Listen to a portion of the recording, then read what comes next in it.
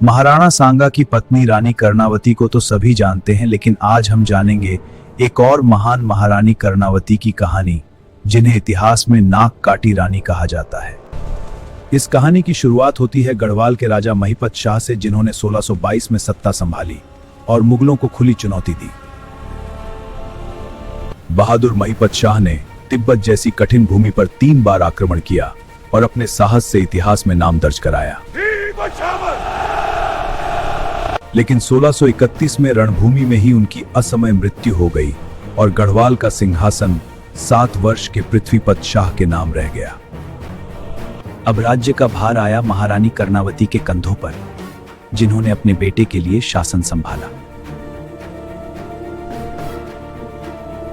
उन्होंने देहरादून, मसूरी और पूरे गढ़वाल में कृषि और सामाजिक सुधारों के अनेक कार्य किए।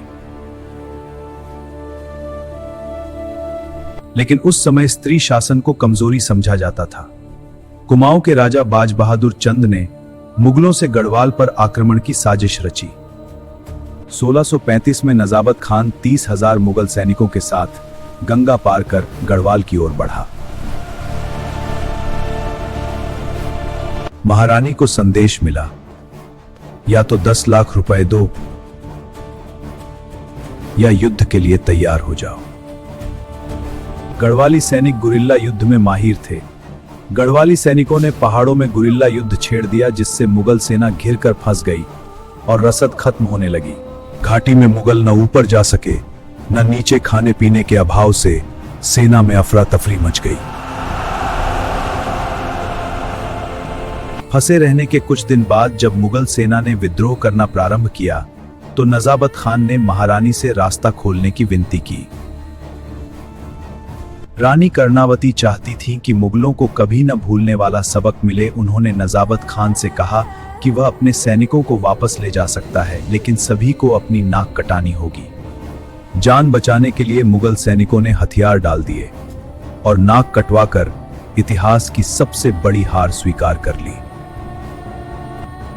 शर्म से टूटे नजाबत खान ने लौटते समय रास्ते में ही आत्महत्या कर ली।